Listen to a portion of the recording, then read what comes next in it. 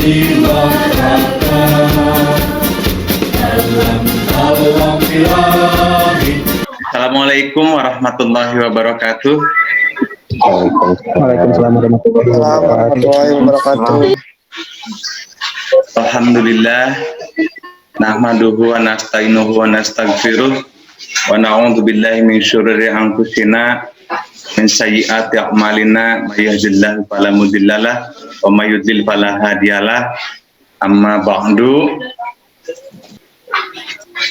Pertama-tama marilah kita panjatkan puji syukur kepada Allah Subhanahu wa taala atas karunia-Nya pada kesempatan ini kita bersama-sama alhamdulillah diberikan kesehatan jasmani serta rohani, dan semoga kita selalu dalam lindungan dan rahmat Allah Subhanahu wa taala. Salawat serta salam semoga tercurah limpahkan ke junjungan kita, suri tauladan kita, yakni Nabi Muhammad Shallallahu Alaihi Wasallam. Baik, rekan-rekan mahasiswa yang berbahagia, di dalam kesempatan ini di sesi pertama live season ini pada mata kuliah analisis struktur ya. Saya harap semua mengaktifkan videonya. Saya akan view gallery dan ini juga langsung saya record ya. Jika tidak mengaktifkan video, ini tidak record, seolah-olah kosong, peserta kuliahnya hanya sedikit. Jadi saya harap pertama-tama semua aktifkan video supaya kita bisa saling bertatap muka. Oke. Masih jalan Pak, mematikan videonya.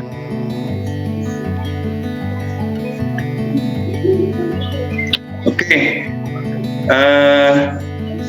Dalam kesempatan ini ya ada beberapa hal yang akan kita bahas bersama.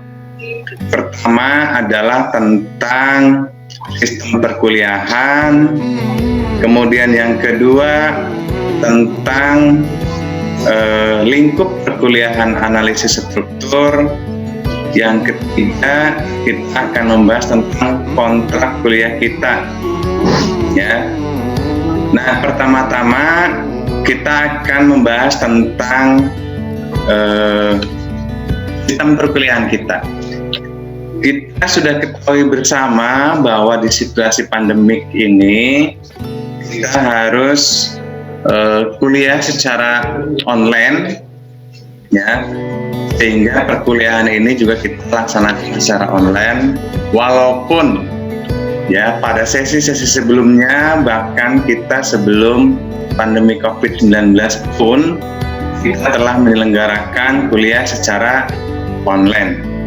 Karena kelas ini adalah kelas blended learning ya, kelas blended learning B dan C, sehingga kalaupun kita tidak ada di suatu situasi pandemi COVID-19, tetap kita melaksanakan kuliah 40% online dan 60% offline ya.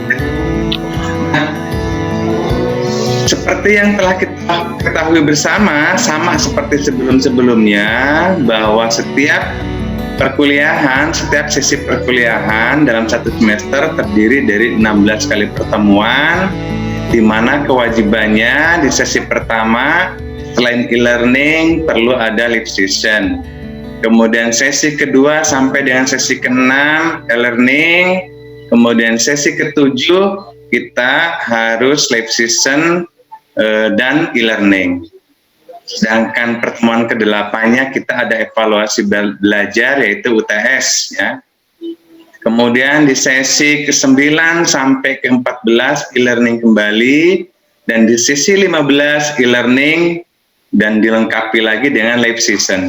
Jadi live session kita dalam satu semester seminimal-minimalnya 3 kali dalam satu semester, itu minimalnya itu ya. Namun tidak menutup kemungkinan kita perlu ada live session lagi selain yang wajib 3 tadi, tergantung kebutuhan kita nanti. Ya, itu adalah sistem perkuliahan kita yang kemudian di mana mahasiswa itu akan dianggap masuk pada pada setiap sesi di dalam kuliah online ini apabila mahasiswa-mahasiswi membaca dan mendownload materi, kemudian menonton video pembelajaran, mengisi tugas, serta mengisi kuis. Itu maka mahasiswa-mahasiswi akan dianggap masuk. Standarnya adalah seperti itu, gitu ya.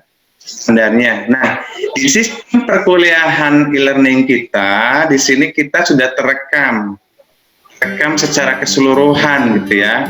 Siapa yang melihat saja materi juga terekam, siapa yang mendownload materi juga terekam, siapa yang menonton video pembelajaran pun terekam, kemudian siapa yang mengisi tugas dan kuis juga terekam. Secara keseluruhan aktivitas kita di dalam sistem kuliah online ini secara keseluruhan terekam. Ya.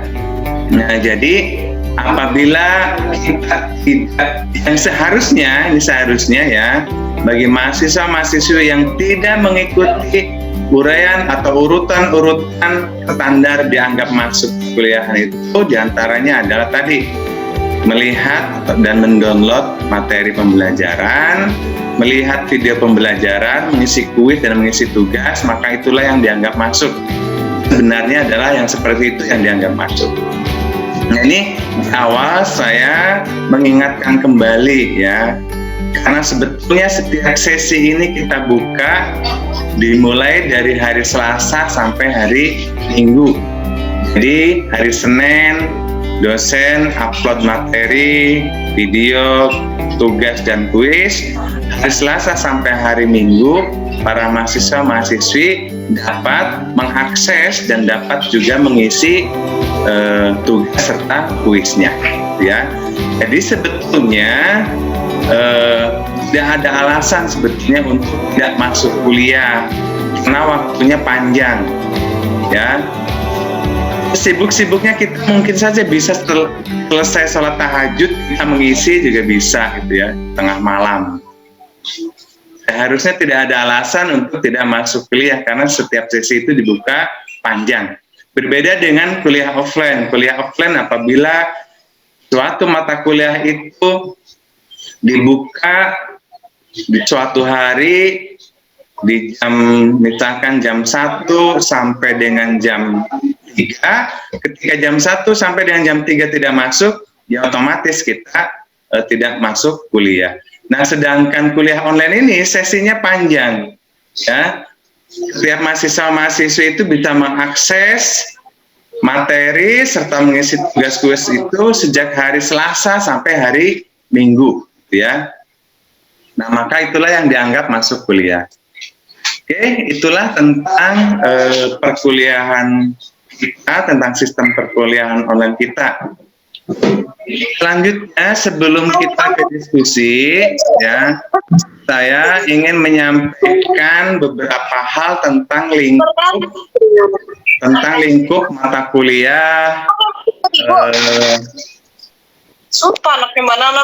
tentang lingkup mata kuliah analisis struktur, gitu ya. Oke, analisis struktur. Ya, pertama-tama di sini, pertama-tama kita akan fokus kepada analisis struktur gedung bertingkat, ya. Itu fokus utamanya, kita akan melaksanakan analisis struktur gedung bertingkat. Jika waktunya memungkinkan setiap sesi, maka kita akan tambahkan analisis-analisis struktur lain, gitu ya. Nah, karena kita sebetulnya yang lain juga sama pentingnya, gitu ya, sama pentingnya di analisis struktur. Sebelumnya, sebelum mata kuliah ini, kita sudah mendapatkan mata kuliah struktur beton dan baja. Kemudian pada kesempatan ini juga ada mata kuliah struktur kayu, gitu ya. Nah, di dalam mata kuliah analisis struktur ini yang akan kita bahas tentang struktur beton bertulang, tentang struktur baja, dan jika memungkinkan juga kita akan bahas tentang analisis struktur kayu, ya. Nah, untuk kita membahas dan untuk kita bisa menganalisis struktur, apapun spesifikasi strukturnya, pertama-tama tentu yang perlu kita pahami adalah tentang apa-apa saja, ya, apa saja yang berkaitan atau variabel-variabel apa saja yang harus ada ketika kita mau menganalisis struktur, ya. Selain spesifikasi teknis dari strukturnya itu sendiri, tentu ada variabel-variabel lain untuk bisa menganalisis struktur. Teman-teman mohon diaktifkan videonya ya, saya sengaja ini video galeri supaya kita semua saling bertatap muka ya, kecuali yang darurat, tapi jangan beralasan semua darurat. Mohon diaktifkan ya videonya. Jadi sebelum kita melakukan analisis struktur, pertama-tama kita perlu ketahui terlebih dahulu variabel-variabel apa saja yang harus kita ketahui untuk bisa melaksanakan analisis struktur. Ya, pertama-tama berarti struktur itu sendiri yang akan kita analisis. Berarti variabelnya adalah terdiri dari spesifikasi teknis dari strukturnya itu sendiri. Misalkan struktur beton bertulang, berarti beton yang menggunakan mutu beton berapa, kemudian baja tulangannya menggunakan mutu baja berapa, diameternya berapa, dan sebagainya. Nah, selain struktur spesifikasi teknis dari struktur itu sendiri, juga untuk kita bisa menyatakan bahwa struktur ini kuat atau tidak, ada variabel lain. Variabel lain itu apa? Karena struktur itu akan dinyatakan kuat atau tidak, struktur itu akan menerima beban. Nah, maka dari itu kita perlu ketahui sebetulnya beban-beban apa saja yang harus kita ketahui, yang harus kita hitung sebelum menganalisis struktur, sebelum membuat kesimpulan bahwa struktur ini dinyatakan kuat atau tidak kuat, gitu ya. Nah, berarti tadi sebelum kita menganalisis struktur juga kita perlu menghitung terlebih dahulu rencana pembebanan, ya. Untuk bisa menyatakan fondasi ini kuat atau tidak, kolom ini kuat atau tidak, balok ini kuat atau tidak, plat lantai ini kuat atau tidak, termasuk kuda-kuda ini kuat atau tidak, berarti tergantung dari parameter lainnya adalah berarti berapa beban yang akan dipikul oleh struktur itu sendiri. Nah, berarti pertama-tama sebelum analisis struktur, yang kedua kalinya berarti yang kedua adalah kita perlu mengetahui rencana pembebanannya. Nah, berarti ketika kita harus mengetahui rencana pembebanannya, berarti kita perlu tahu juga sebetulnya terdiri dari beban apa saja yang harus kita hitung, gitu. Ya, berarti terdiri dari beban apa saja yang harus kita hitung. Nah, diantaranya beban-beban yang harus kita hitung ya dalam rencana pembebanan terdiri dari beban mati ya atau beban tetap, kemudian beban hidup atau beban tidak tetap, kemudian ada juga beban angin, ada beban hujan, dan ada juga beban gempa. Nah, berarti dalam mata kuliah ini kita juga akan membahas tentang menghitung rencana pembebanan. Misalkan ketika gambar ini muncul sedemikian rupa, misalkan gambar gedung 6 lantai, ketika kita akan menganalisis kolom atau fondasi, berarti kita harus tahu terlebih dahulu berapa beban yang akan diterima oleh fondasi maupun kolom maupun balok.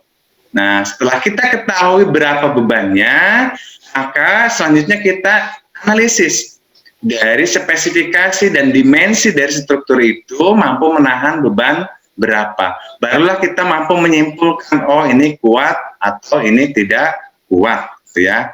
Nah, berarti di dalam perkuliahan ini kita akan membahas tentang rencana pembebanan, bagaimana kita menghitung beban tidak tetap, bagaimana kita menghitung beban tetap atau beban mati, bagaimana kita menghitung beban angin, bagaimana menghitung beban hujan, bagaimana menghitung beban gempa. Nah, setelah kita tahu menghitung pembebanan, oh berarti kalau seperti ini kolom akan menahan beban sekian, terdiri dari beban mati, beban hidup, beban angin, beban hujan, dan beban gempa. Nah, berarti kekuatannya harus sekian. Nah, baru kemudian kita analisis, misalkan untuk mampu menahan beban sekian itu berarti jika menggunakan beton, dimensinya berapa, dimensi kolomnya, panjang lebar kolomnya harus berapa, ya. Kemudian apakah sama lebarnya kolomnya atau bentuknya persegi panjang. Nah, bentuknya persegi panjang atau segi empat sama sisi itu tergantung dari momen yang akan terjadi, gitu ya. Jika momen lebih besar ke suatu arah, maka lebar kolom harus lebih besar ke dalam suatu arah tersebut. Nah, itulah gambaran secara umum pada mata kuliah analisis struktur. Oke, selanjutnya ini mohon teman-teman sekalian apabila nanti ini mati karena waktunya ternyata hanya 40 menit nih ya, Zoom ini ya. Hanya 40 menit, kalau kita belum tuntas nanti bisa masuk lagi ya. Kalau sudah tuntas, alhamdulillah. Oke, sekarang ke sesi ketiga. Sesi ketiga itu adalah kita akan menentukan kontrak kuliah kita. Apa yang harus kita tentukan? Ya, seperti di sebelum-sebelumnya ya. Kita akan tentukan tentang bobot penilaian. Karena kita semua sudah tahu ya bahwa bobot penilaian dalam evaluasi belajar kita itu terdiri dari absensi, kemudian dari tugas, dari ujian tengah semester, yang kemudian juga dari ujian akhir semester. Nah, sesuai standar akademik sudah ditentukan bahwa untuk absensi bobotnya 10%, tugas 20%, UTS 30%, dan UAS 40%. Nah, dalam hal ini ya boleh saja minta atau mengusulkan untuk dirubah komposisi tersebut, tapi tentu ada syarat juga. Syaratnya adalah jumlah antara absensi dengan tugas tidak boleh melebihi dari 50%. Ya, oke, silahkan sekarang boleh diusulkan komposisi nilainya mau seperti apa, ya. Boleh ditulis di chat atau boleh juga disampaikan secara langsung. Oke, ada yang ingin mengusulkan secara langsung? Absensi berapa, tugas berapa, UTS berapa, UAS berapa? Atau mau sesuai standar akademik 10% absen, 20% tugas, 30% UTS, dan 40% UAS? Silahkan.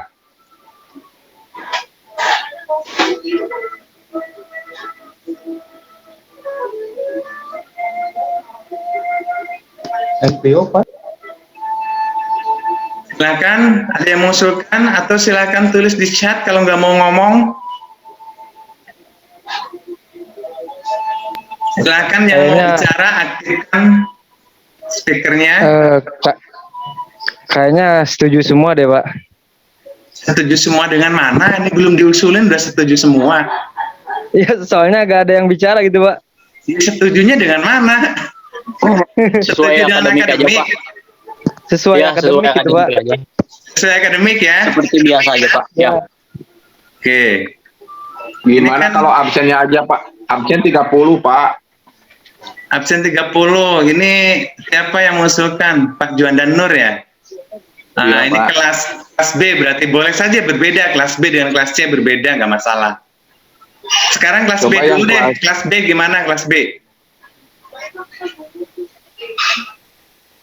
Kelas B tadi Pak Juandan Nur absen 30%. Kalau absen 30% berarti 20%.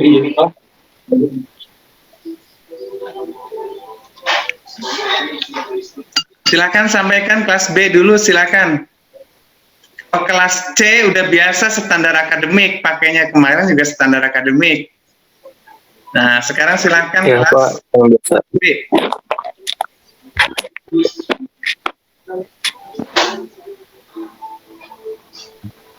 Silakan. Mungkin kelas B ini Pak, kelas B absensi 30 mungkin Pak, tugas 30. Kalau absensi 30, absen berarti maksimalnya 20.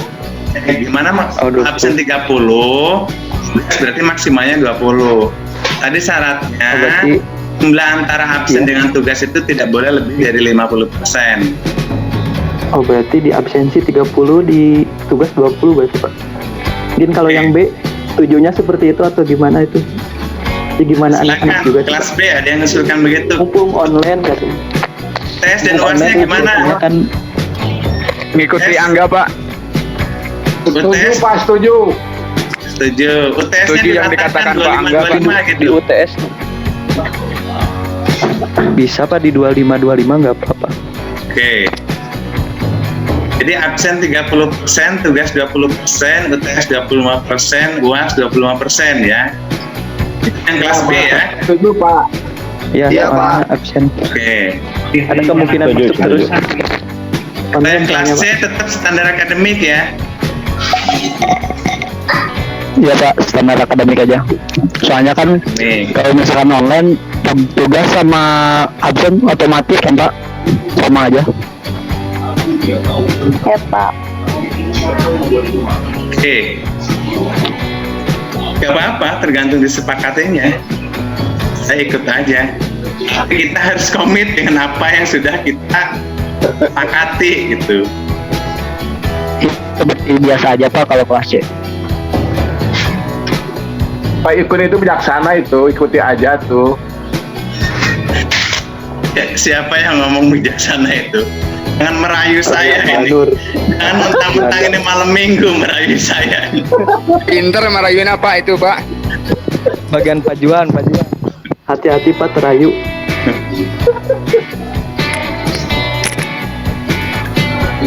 Oke, berarti tentang proporsi nilai sudah sepakat ya untuk kelas blended learning B, tugas 30, absensi 30, tugas 20, UTS 25 dan UAS 25. Kemudian untuk kelas C, absen 10, tugas 20, UTS 30 dan UAS 40 ya. Kemudian setelah kita sepakati, selanjutnya boleh kita diskusi tentang baik tentang perkuliahan analisis struktur ini atau yang lainnya yang ada kaitan dengan akademik kita. Silahkan jika ada yang mau dipertanyakan. Saya hitung-hitung nemenin malam mingguan yang jomblo aja ini. Saya jomblo Pak. Jomblo. Pak Juanda jomblo Pak.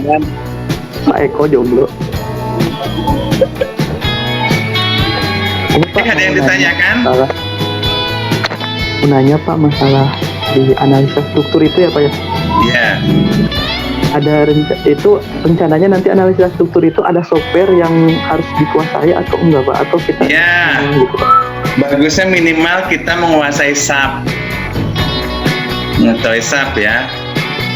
Oh jadi Di awal kita akan belajar secara manual untuk menemukan logikanya. Mungkin di akhir-akhir kita harus belajar menggunakan SAP.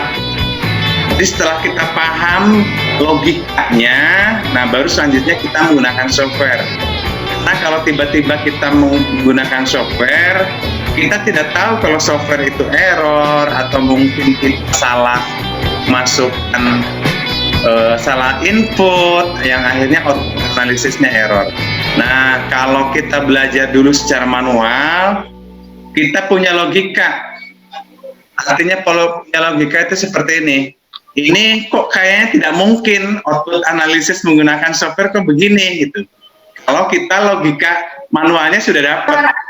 Tapi kalau belum, apa yang dikeluarkan dari software ya saya low Pak. kita pakai gitu. Itu ya. Ya Pak. Oke, ada lagi yang mau bertanya? Maaf HP saya low.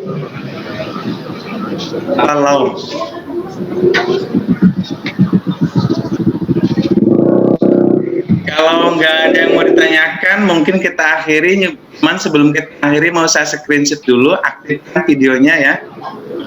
Aktifkan videonya. Iya Pak. Ini ada, Oke, Pak.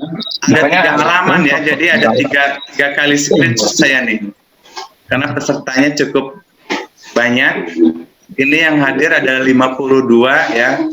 Silakan aktifkan videonya dan silakan action. Saya mulai 1, 2. Bentar Pak. Nah, Cari silakan. cahaya dulu bentar Pak. Oke. Cari cahaya dulu Pak biar cakep Pak. Nah, iya Minggu benar. nih, Pak. Biar gantengnya terlihat. Iya, Atau iya yang Pak. perempuan Sisiran badannya sekalian. terlihat. Yang Sisiran perempuan Pak Juwana, yang sisiran. Nah, nyisir dulu. Biar jomblonya pakai terlihat, peci Pak. dulu. Pak Juwana sisiran dulu. Terus kasep tapi. Oke, udah siap? Siapa? Oke, saya mulai 1, 2, 3. Kemudian halaman kedua. Wah, halaman kedua ternyata cantik-cantik, ganteng-ganteng ini. Saya Pak yang ganteng Pak. 2, 3. Halaman ketiga. 1, 2, 3. Nah, ini pas saya screenshot, ternyata pas habis juga waktunya. Duh, Bapak mah bisaan. Di share ngapain? Udah Pak. Saya udah Dalam live di-screenshot, session Pak. ini, Sayang, Pak. kenapa Pak Juanda? Saya udah di screenshot Pak. Sayang soalnya udah cakep gini. Sudah screenshot. Sudah screenshot. Kalau komen ya Pak. Pak Juanda. Ya, komen. Oke, Pak Juan mengamankan nilai. live session Harus pada kesempatan ini. Kemarin nilai kemarin alhamdulillah banyak yang nilai A ya, kecuali yang tidak A. Alhamdulillah Pak. Siapa yang merasa Alhamdulillah, A Pak. nilainya? Alhamdulillah. Plus Erwan dong Pak. Saya A Pak. FA Pak. Dion A plus. Videonya di-upload di YouTube. Dion A plus. Iya, diupload di YouTube nanti. Ini live session ini saya upload di YouTube ya. Pak, saya pengikut setia. Tansan bersua tuh. Baik, jika seperti itu tidak ada lagi yang kita diskusikan. Sebelum mati sendiri, saya akhiri terlebih dahulu. Ya. Yang lebihnya mohon dimaafkan. Itu pasti banyak salahnya saya, sehingga saya mohon pintu maaf ya. Dion mana kakak Sepna Saya akhiri. Billahi taufiq walhidayah. Walakuminkum. Wassalamualaikum warahmatullahi wabarakatuh. Waalaikumsalam warahmatullahi wabarakatuh. Terima kasih Pak. Sama-sama.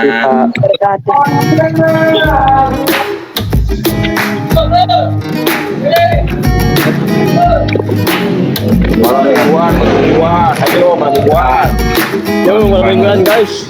Malam minggu. Ini di mana nih? Iya, di RPX lah, di RPX, di Deplu, deket Deplu. Oh, Erlin salamin yang di samping. Si Alam juga kontak atau malam mingguan. Yo, malam mingguan Pak. Eko Pak Eko. Jarajan. Mantap. Jalan baik. Pajuan jajanan pajuan. Jajan. Lagi di mana?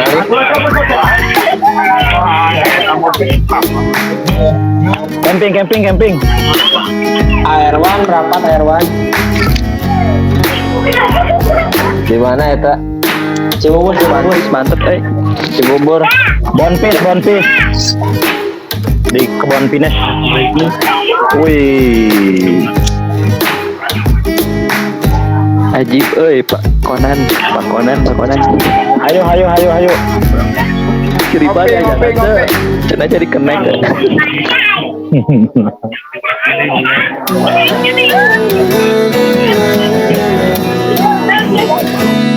Dan juga saya ucapkan terima kasih kepada rekan-rekan PJJ yang sudah mau datang.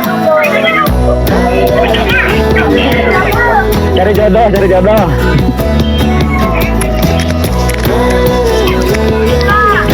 Kita monitor Ipam. Bisa naik April Ipam.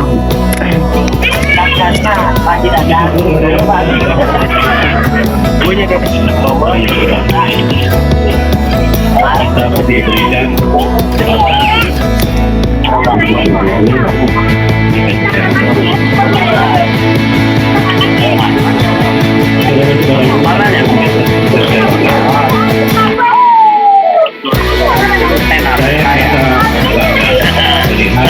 Monitor, izin pamit monitor.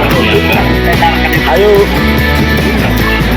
Wilujeng berlibur ke sadayana. Wilujeng anu bade apel mangga terakeun. Bade trio heula nya.